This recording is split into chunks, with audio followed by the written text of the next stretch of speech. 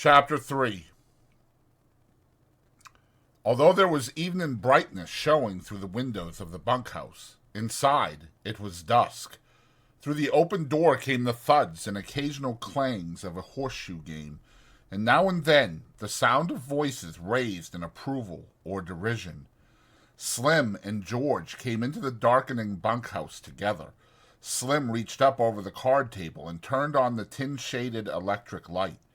Instantly the table was brilliant with light, and the cone of the shade threw its brightness straight downward, leaving the corners of the bunkhouse still in dusk.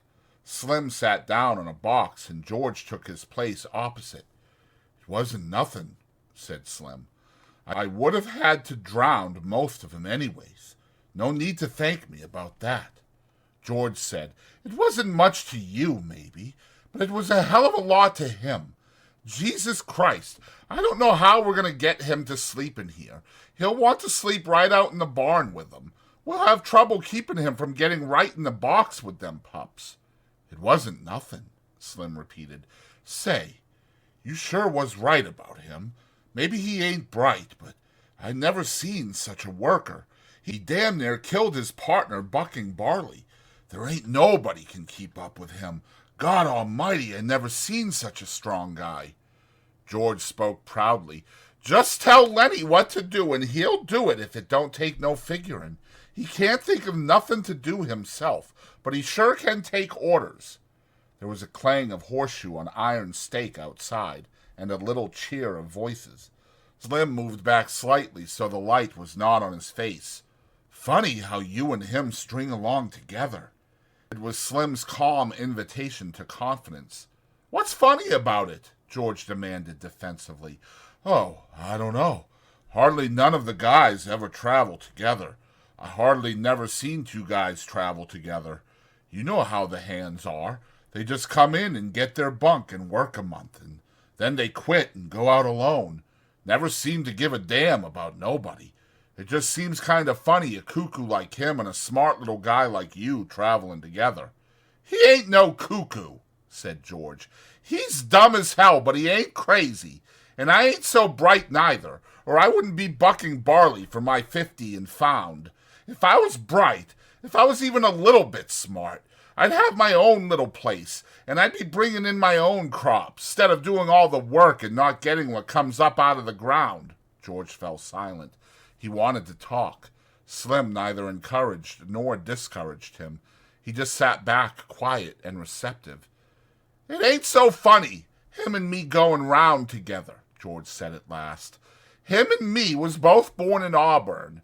I knowed his Aunt Clara. She took him when he was a baby and raised him up. When his Aunt Clara died, and Lenny just come along with me out working. Got kind of used to each other after a little while." Said Slim. George looked over at Slim and saw the calm, godlike eyes fastened on him. "Funny," said George. "I used to have a hell of a lot of fun with him. Used to play jokes on him because he was too dumb to take care of himself. But he was too dumb even to know he had a joke played on him. I had fun. Made me seem goddamn smart alongside of him. Why, he'd do any damn thing I told it. If I told him to walk over a cliff, over he'd go. That wasn't so damn much fun after a while. He never got mad about it, neither. I beat the hell out of him, and he could have bust every bone in my body just with his hands, but he never lifted a finger against me." George's voice was taking on the tone of confession. "Tell you what made me stop that. One day a bunch of guys was standing around up on the Sacramento River. I was feeling pretty smart. I turns to Lenny and says, 'Jump in.' And he jumps. Couldn't swim a stroke. He damn near drowned before we could get him. And he was so damn nice to me for pulling him out. Clean forgot I told him to jump in. Well, I ain't done nothing like that no more." "He's a nice fella," said Slim. "Guy don't need no sense to be a nice fella. Seems to me sometimes it just works the other way around. Take a real smart guy, and he ain't hardly ever a nice fella." George stacked the scattered cards and began to lay out his solitaire hand. The shoes thudded on the ground outside. At the windows, the light of the evening still made the window squares bright. "I ain't got no people," George said. I seen the guys that go around on the ranches alone. That ain't no good. They don't have no fun. After a long time, they get mean. They get wanting to fight all the time. Yeah, they get mean, Slim agreed. They get so they don't want to talk to nobody. Course, Lenny's a goddamn nuisance most of the time, said George. But you get used to going around with a guy, and you can't get rid of him. He ain't mean, said Slim. I can see Lenny ain't a bit mean. Course he ain't mean. But he gets in trouble all the time because he's so goddamn dumb. Like what happened in Weed. He stopped in the middle of turning over a card. He looked alarmed and peered over at Slim. You wouldn't tell nobody. What did he do in Weed? Slim asked calmly. You wouldn't tell? No, course you wouldn't. What did he do in Weed? Slim asked again. Well, he's seen this girl in a red dress. Dumb bastard like he is, he wants to touch everything he likes. Just wants to feel it. So he reaches out to feel this red dress, and the girl lets out a squawk. And that gets Lenny all mixed up, and he holds on because that's the only thing he can think to do. Well, this girl squawks and squawks.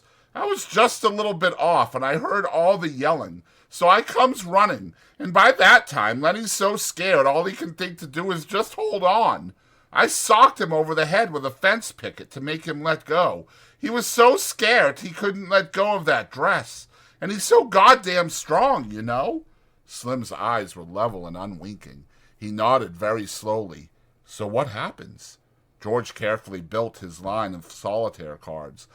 Well, that girl rabbits in and tells the law she been raped. The guys in Weed start a party out to lynch Lenny, so we sit in an irrigation ditch underwater all the rest of that day. Got only our heads sticking out of water and up under the grass that sticks out from the side of the ditch, and that night we scrammed out of there. Slim sat in silence for a moment. Didn't hurt the girl none, huh? He asked finally. Hell no, he just scared her. I'd be scared too if he grabbed me. But he never hurt her. He just wanted to touch that red dress, like he wants to pet them pups all the time. He ain't mean, said Slim. I can tell a mean guy a mile off. Course he ain't, and he'll do any damn thing Lenny came in through the door. He wore his blue denim coat over his shoulders like a cape, and he walked hunched over. Hi, Lenny, said George. How you like the pup now? Lenny said breathlessly, He's brown and white, just like I wanted. He went directly to his bunk and lay down and turned his face to the wall and drew up his knees. George put down his cards very deliberately. Lenny, he said sharply. Lenny twisted his neck and looked over his shoulder. Huh? What you want, George? I told you you couldn't bring that pup in here. What pup, George? I ain't got no pup. George went quickly to him, grabbed him by the shoulder, and rolled him over. He reached down and picked the tiny puppy from where Lenny had been concealing it against his stomach. Lenny sat up quickly. Give him to me, George, George said. You get right up and take this pup back to the nest. He's got to sleep with his mother. You want to kill him? Just born last night, and you take him out of the nest. You take him back, or I'll tell Slim not to let you have him. Lenny held out his hands pleadingly. Give him to me, George. I'll take him back. I didn't mean no harm, George. Honest, I didn't. I just wanted to pet him a little. George handed the pup to him. All right. You get him back there quick. And don't you take him out no more. You'll kill him. The first thing you know. Lenny fairly scuttled out of the room. Slim had not moved. His calm eyes followed Lenny out the door. Jesus, he said. He's just a kid, ain't he? Sure, he's just like a kid. There ain't no more harm in him than a kid neither, except he's so strong. I bet he won't come in here to sleep tonight. He'd sleep right alongside that box in the barn. Well, let him. He ain't doing no harm out there. It was almost dark outside now. Old Candy, the swamper, came in and went to his bunk, and behind him struggled his old dog. Hello, Slim. Hello, George. Didn't neither of you play horseshoes? I don't like to play every night, said Slim. Candy went on. Either you guys got a slug of whiskey. I got a gut ache. I ain't, said Slim. I'd drink it myself if I had, and I ain't got a gut ache neither. Got a bad gut ache, said Candy. Them goddamn turnips give it to me. I knowed they was going to before I ever eat 'em. The thick-bodied Carlson came in out of the darkening yard. He walked to the other end of the bunkhouse and turned on the second shaded light. Darker in hell in here, he said. Jesus, how that Negro can pitch shoes. He's plenty good, said Slim. Damn right he is, said Carlson. He don't give nobody else a chance to win. He stopped and sniffed the air, and still sniffing, looked down at the old dog. God almighty, that dog stinks. Get him out of here, Candy. I don't know nothing that stinks as bad as an old dog. You gotta get him out. Candy rolled to the edge of his bunk. He reached over and patted the ancient dog, and he apologized. I've been around him so much I never notice how he stinks. Well, I can't stand him in here, said Carlson. That stink hangs around even after he's gone. He walked over with his heavy-legged stride and looked down at the dog. Got no teeth, he said. He's all stiff with rheumatism. He ain't no good to you, Candy, and he ain't no good to himself. Why didn't you shoot him, Candy? The old man squirmed uncomfortably. Well, hell, I'd had him so long. Had him since he was a pup. I herded sheep with him, he said proudly. You wouldn't think it to look at him now, but he was the best damn sheepdog I ever seen. George said, I seen a guy in Weed that had an Airedale could herd sheep.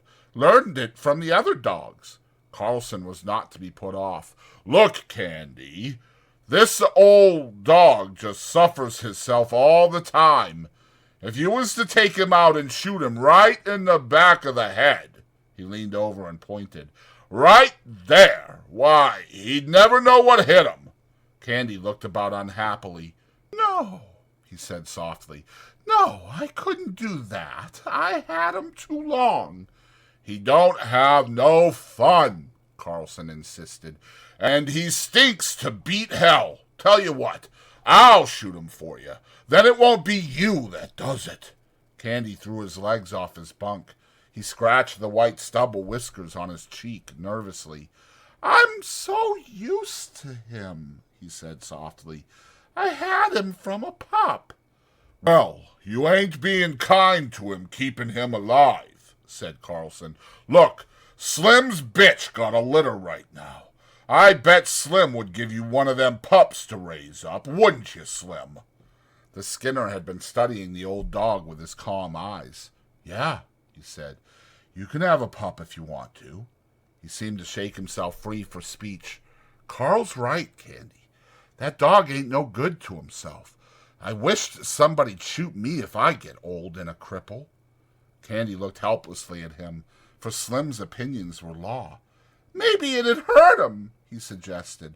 I don't mind taking care of him. Carlson said, the way I'd shoot him, he wouldn't feel nothing. I'd put the gun right there, he pointed with his toe, right back of the head. He wouldn't even quiver. Candy looked for help from face to face. It was quite dark outside by now. A young laboring man came in. His sloping shoulders were bent forward, and he walked heavily on his heels, as though he carried the invisible grain bag. He went to his bunk and put his hat on his shelf. Then he picked up a pulp magazine from his shelf and brought it to the light over the table.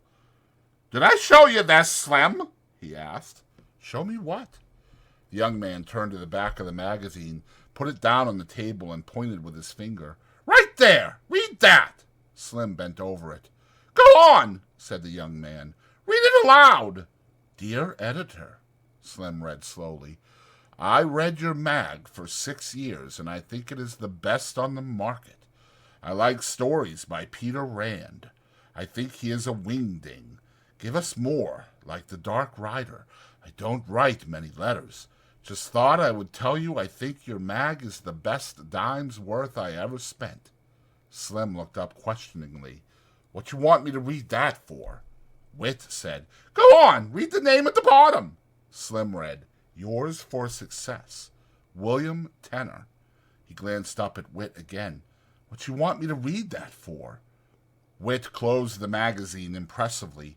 "Don't you remember Bill Tenner? Worked here about 3 months ago." Slim thought. "Little guy?" he asked. "Drove a cultivator?" "That's him!" Wit cried. "That's the guy." "You think he's the guy wrote this letter?" "I know it.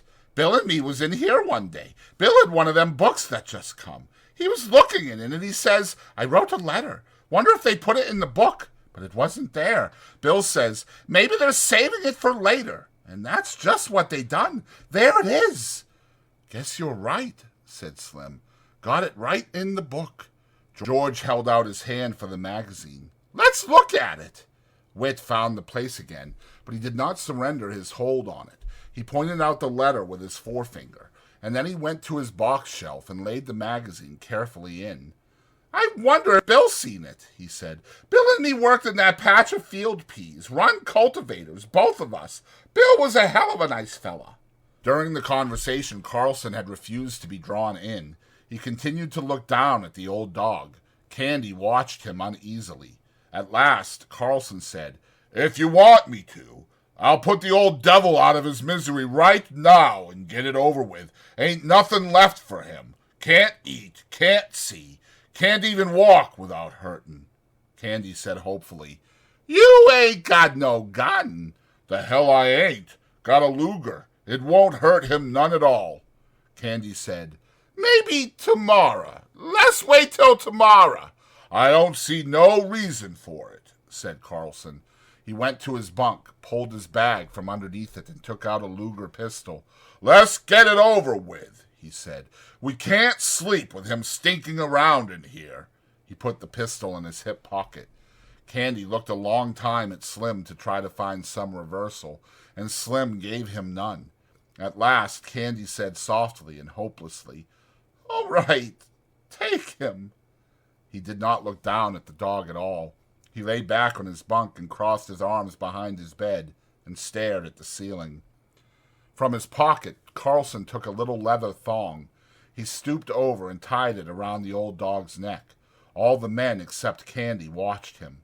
"Come, boy. Come on, boy," he said gently. And he said apologetically to Candy, "He won't even feel it." Candy did not move nor answer him. He switched the thong. "Come on, boy." The old dog got slowly and stiffly to his feet and followed the gently pulling leash. Slim said, "Carlson." "Yeah? You know what to do." "What you mean, Slim?" "Take a shovel," said Slim shortly. "Oh, sure, I get you." He led the dog out into the darkness. George followed to the door and shut the door and set the latch gently in its place. Candy lay rigidly on his bed, staring at the ceiling. Slim said loudly, "One of my lead mules got a bad hoof. Got to get some tar on it." His voice trailed off. It was silent outside. Carlson's footsteps died away. The silence come into the room, and the silence lasted. George chuckled. "I bet Lenny's right out there in the barn with his pup. He won't want to come in here no more now he's got a pup." Slim said, "Candy, you can have any one of them pups you want." Candy did not answer. The silence fell on the room again. It came out of the night and invaded the room. George said, "Anybody like to play a little euchre?" "I'll play out a few with you," said Wit. They took places opposite each other at the table under the light, but George did not shuffle the cards. He rippled the edge of the deck nervously, and the little snapping noise drew the eyes of all the men in the room, so that he stopped doing it. The silence fell on the room again, and a minute passed, and another minute. Candy lay still, staring at the ceiling. Slim gazed at him for a moment and then looked down at his hands. He subdued one hand with the other and held it down. Came a little gnawing sound from under the floor, and all the men looked down toward it gratefully. Only Candy continued to stare at the ceiling. "Sounds like there was a rat under there," said George. "We ought to get a trap down there." Wit broke out. "What the hell's taking them so long? Lay out some cards, why don't you? We ain't going to get no euchre played this way. George brought the cards together tightly and studied the backs of them. The silence was in the room again. A shot sounded in the distance. The men looked quickly at the old man. Every head turned toward him. For a moment he continued to stare at the ceiling. Then he rolled slowly over and faced the wall and lay silent. George shuffled the cards noisily and dealt them. Whit drew a scoring board to him and set the pegs to start. Whit said, "I guess you guys really come here to work." "How do you mean?" George asked. Whit laughed. "Well, you come on a Friday. You got 2 days to work till Sunday." "I don't see how you figure," said George. Whit laughed again. "You do if you've been around these big ranches much. Guy that wants to look over a ranch comes in Saturday afternoon. He gets Saturday tight supper and 3 meals on Sunday, and he can quit Monday morning after breakfast without turning his hand.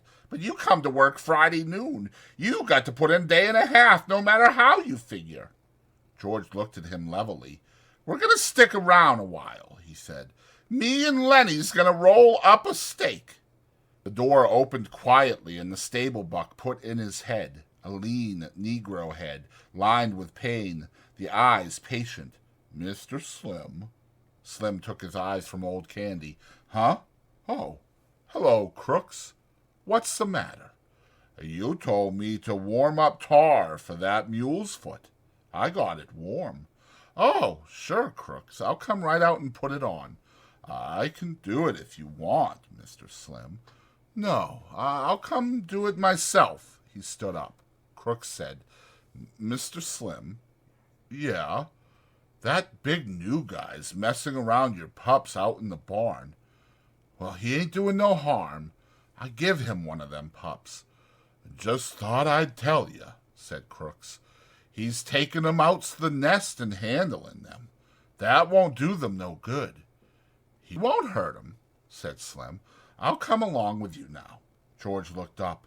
"If that crazy bastard's fooling around too much, just kick him out, Slim." Slim followed the stable buck out of the room. George dealt, and Whit picked up his cards and examined them. "Seen the new kid yet?" he asked. "What kid?" George asked. "Why, Curly's new wife." "Yeah, I seen her." "Well, ain't she a Lulu?" "I ain't seen that much of her," said George. Whit laid down his cards impressively. "Well, stick around and keep your eyes open. You'll see plenty. She ain't concealing nothing.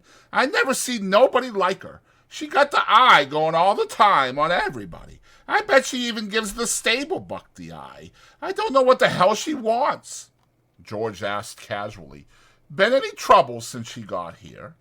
It was obvious that Whit was not interested in his cards.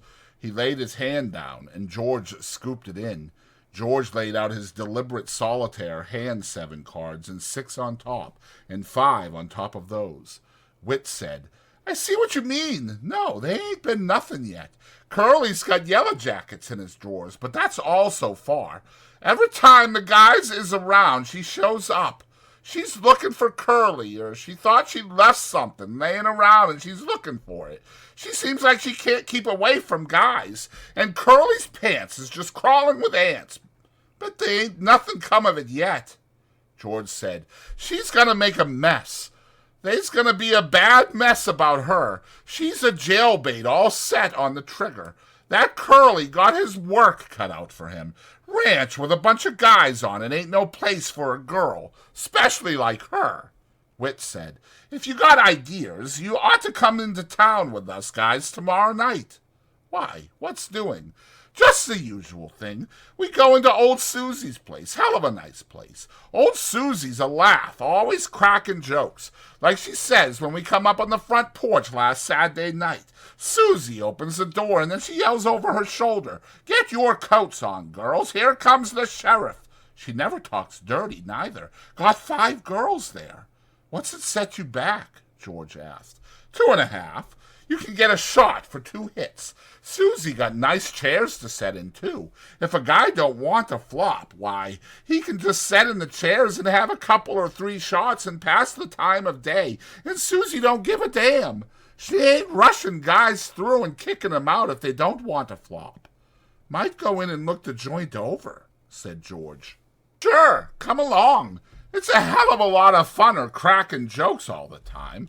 I think she says one time, she says, I knew people that if they got a rag rug on the floor and a Kewpie Pie doll lamp on the phonograph, they think they're running a parlor house. That's Clara's house she's talking about. And Susie says, I know what you boys want, she says. My girls is clean, she says. And there ain't no water in my whiskey, she says. If any of you guys want to look at a Kewpie Pie doll lamp and take your own chance getting burned, why, you know where to go. And she says, there's guys around here walking bow-legged because they like to look at a Kewpie doll lamp. George asked, Clara runs the other house, huh? Yeah, said Whit. We don't never go there. Clara gets $3 a crack and 35 cents a shot, and she don't crack no jokes. But Susie's place is clean, and she got nice chairs. Don't let no goo-goos in, neither. Me and Lenny's rolling up a steak, said George. I might go in and set and have a shot, but I ain't puffing out no 2.5. Well, a guy got to have some fun sometime, said Whit. The door opened, and Lenny and Carlson came in together. Lenny crept to his bunk and sat down, trying not to attract attention. Carlson reached under his bunk and brought out his bag. He didn't look at old Candy, who still faced the wall. Carlson found a little cleaning rod in the bag and a can of oil. He laid them on his bed and then brought out the pistol, took out the magazine, and snapped the loaded shell from the chamber. Then he fell to cleaning the barrel with the little rod. When the ejector snapped, Candy turned over and looked for a moment at the gun before he turned back to the wall again. Carlson said casually, Curly been in yet? No, said Whit. What's eating on Curly? Carlson squinted down the barrel of his gun. Looking for his old lady. I seen him going round and round outside. Whit said sarcastically, he spends half his time looking for her, and the rest of the time she's looking for him. Curly burst into the room excitedly. Any of you guys seen my wife? He demanded. She ain't been here, said Whit. Curly looked threateningly about the room. Where the hell's Slim? Went out in the barn, said George. He was going to put some tar on a split hoof. Curly's shoulders dropped and squared. How long ago'd he go? 5-10 minutes. Curly jumped out the door and banged it after him. Whit stood up. I guess maybe I'd like to see this, he said. Curly's just spoiling, or he wouldn't start for Slim. And Curly's handy, goddamn handy. Got in the finals for the Golden Gloves. He got newspaper clippings about it, he considered. But just the same, he better leave Slim alone. Nobody don't know what Slim can do. Thinks Slim's with his wife, don't he? Said George. Looks like it, Whit said. Course, Slim ain't. At least I don't think Slim is. But I like to see the fuss if it comes off. Come on, let's go. George said, I'm staying right here. I don't want to get mixed up in nothing. Lenny and me got to make a steak. Carlson finished the cleaning of the gun and put it in the bag and pushed the bag under his bunk. I guess I'll go out and look her over, he said. Old Candy lay still, and Lenny, from his bunk, watched George cautiously. When Whit and Carlson were gone and the door closed after them, George turned to Lenny. What you got on your mind? I ain't done nothing, George. Slim says I better not pet them pups so much for a while. Slim says it ain't good for 'em. So I come right in. I been good, George. I could have told you that, said George. Well, I wasn't hurting 'em none. I just had mine in my lap petting it. George asked, did you see Slim out in the barn? Sure I did. He told me I better not pet that pup no more. Did you see that girl? You mean Curly's girl? Yeah, did she come in the barn? No. Anyways, I never seen her. You never seen Slim talking to her? She ain't been in the barn. Okay, said George. I guess them guys ain't gonna see no fight. If there's any fighting, Lenny, you keep out of it. I don't want no fights, said Lenny. He got up from his bunk and sat down at the table, across from George. Almost automatically, George shuffled the cards and laid out his solitaire hand. He used a deliberate, thoughtful slowness. Lenny reached for a face card and studied it, then turned it upside down and studied it. "Both ends the same," he said. "George, why is it both ends the same?" "I don't know," said George. "That's just the way they make 'em. What was Slim doing in the barn when you seen him?" "Slim? Sure. You seen him in the barn, and he told you not to pet the pups so much." "Oh, yeah. He had a can of tar and a paintbrush. I don't know what for. You sure that girl didn't come in like she come in here today?" "No, she never come." George sighed. "You give me a good whorehouse every time," he said. "A guy can go in and get drunk and get everything out of his system all at once, and no messes, and he knows how much it's going to set him back. These here jailbaits is just set on the trigger of the hoosgow." And he followed his words admiringly and moved his lips a little to keep up. George continued, "You remember Andy Cushman, Lenny? Went to grammar school. The one that his old lady used to make hot cakes for the kids?" Lenny asked. "Yeah, that's the one. You can remember anything if there's anything to eat in it." George looked carefully at the solitaire hand. He put an ace on his scoring rack and piled a 2, 3, and 4 of diamonds on it. "Andy's in San Quentin right now on account of a tart," said George. Lenny drummed on the table with his fingers. George, how long's it gonna be till we get that little place and live on the fat of the land and rabbits?" "I don't know," said George. "We gotta get a big stake together. I know a little place we can get cheap, but they ain't giving it away." Old Candy turned slowly over.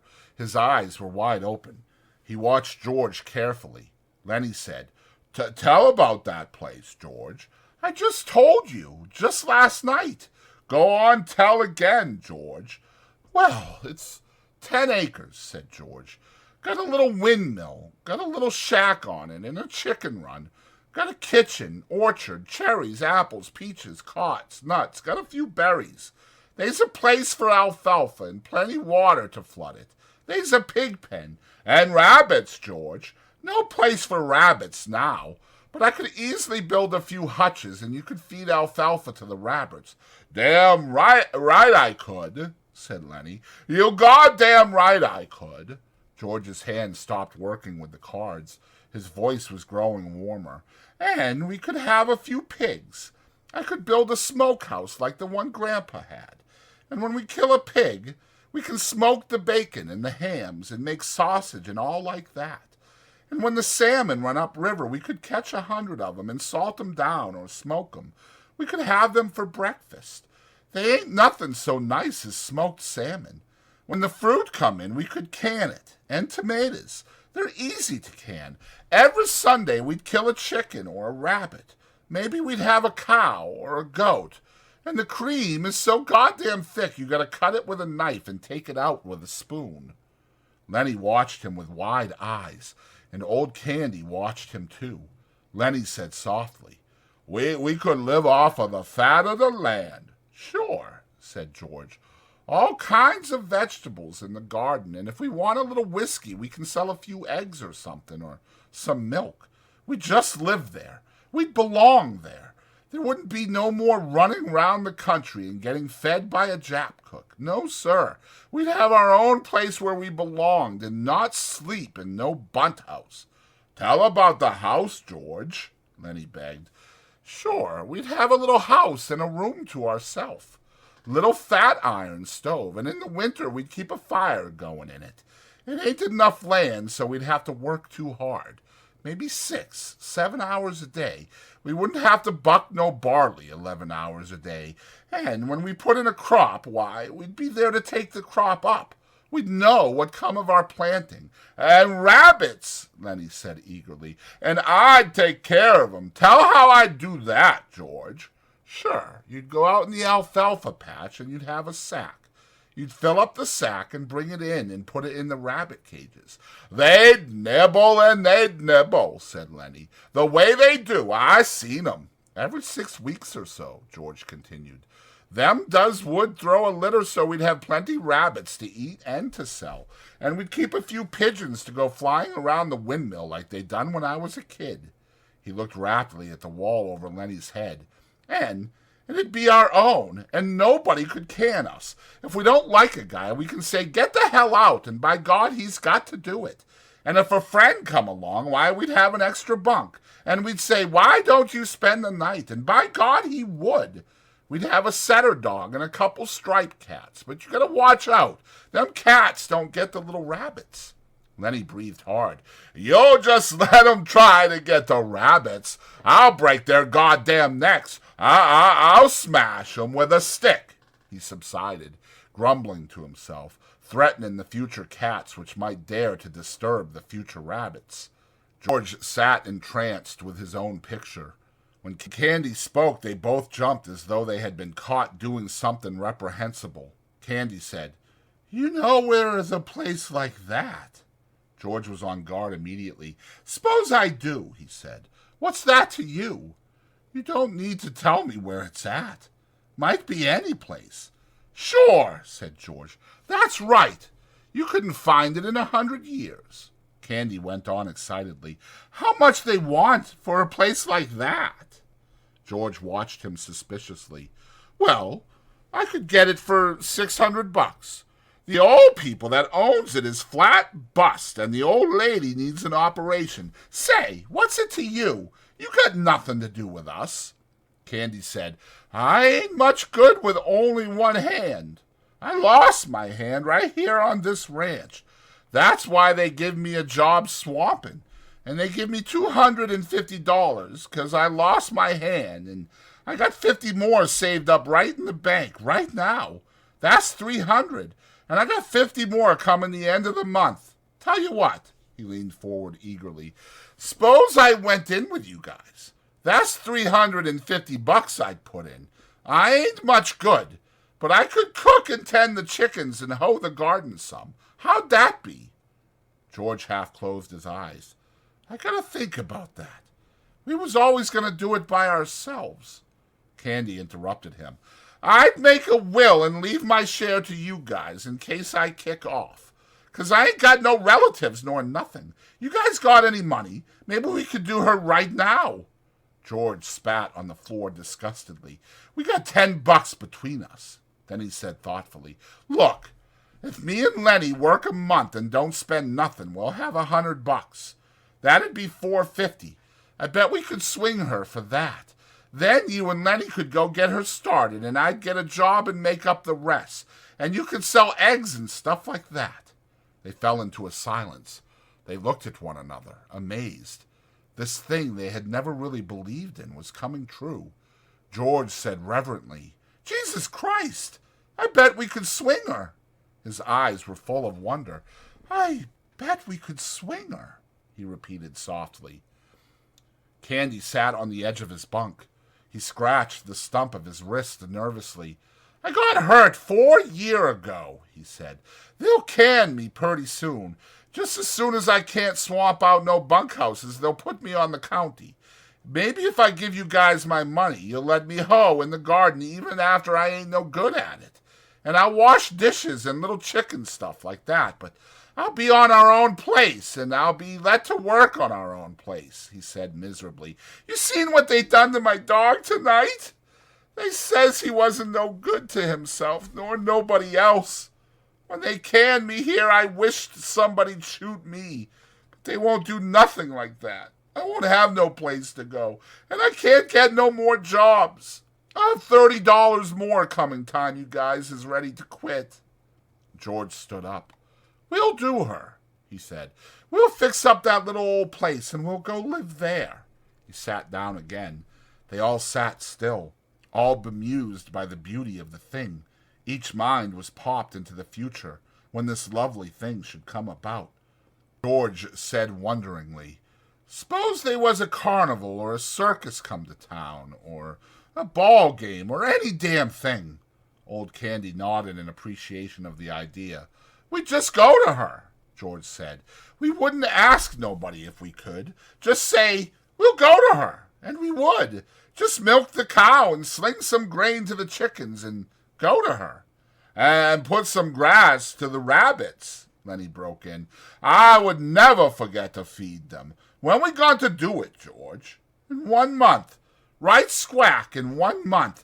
Know what I'm going to do? I'm going to write to them old people that owns the place that will take it, and Candy'll send $100 to bind her. Sure will, said Candy.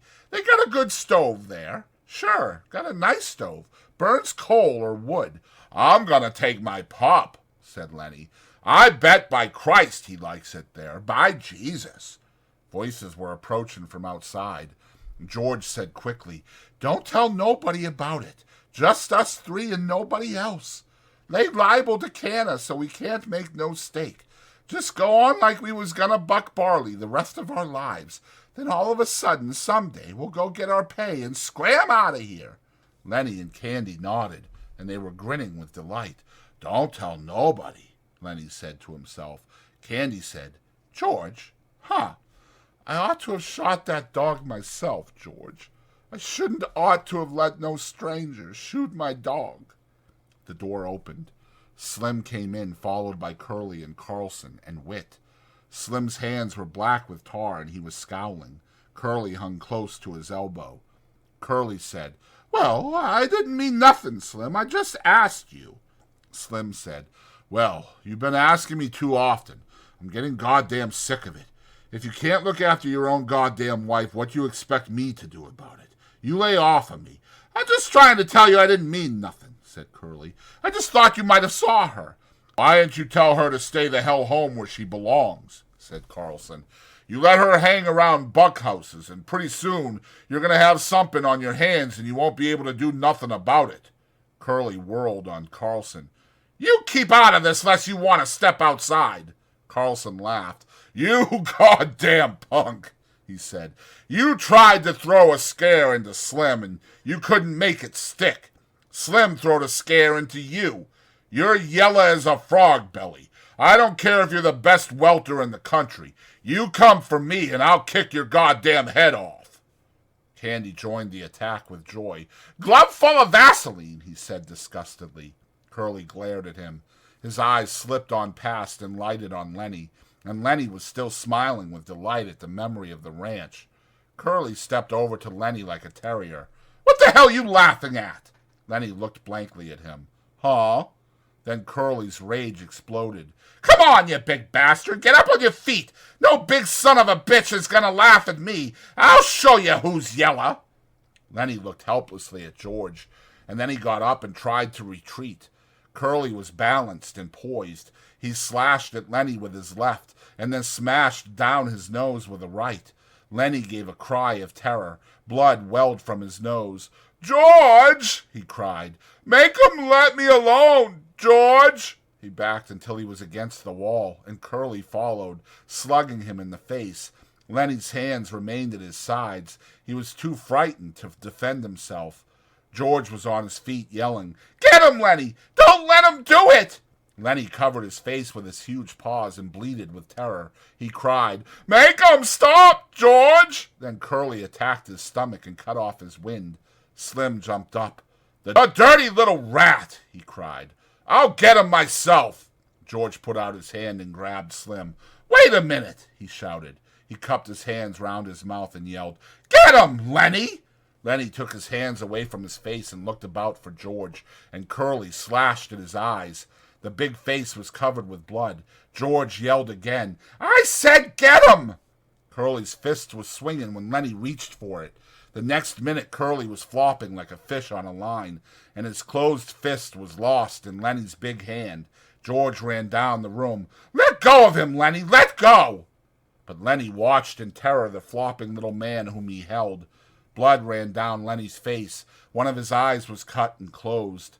George slapped him in the face again and again, and still Lenny held on to the closed fist. Curly was white and shrunken by now, and his struggling had become weak. He stood crying, his fist lost in Lenny's paw. George shouted over and over, Let go his hand, Lenny! Let go, Slim! Come help me while the guy got any hand left! Suddenly, Lenny let go his hold. He crouched cowering against the wall. You told me to, George, he said miserably. Curly sat down on the floor, looking in wonder at his crushed hand. Slim and Carlson bent over him. Then Slim straightened up and regarded Lenny with horror. We got to get him into a doctor, he said. Looks to me like every bone in his hand is bust. I didn't wanna, Lenny cried. I didn't want to hurt him. Slim said, Carlson, you get the candy wagon hitched up. We'll take him into Soledad and get him fixed up. Carlson hurried out. Slim turned to the whimpering Lenny. It ain't your fault, he said. This punk sure had it coming to him. But Jesus, he ain't hardly got no hand left. Slim hurried out, and in a moment returned with a tin cup of water. He held it to Curly's lips. George said, Slim, will we get canned now? We need the steak. Will Curly's old man can us now? Slim smiled wryly. He knelt down beside Curly. You got your senses in hand enough to listen? He asked. Curly nodded. Well, then listen, Slim went on. I think you got your hand caught in a machine. If you don't tell nobody what happened, we ain't going to.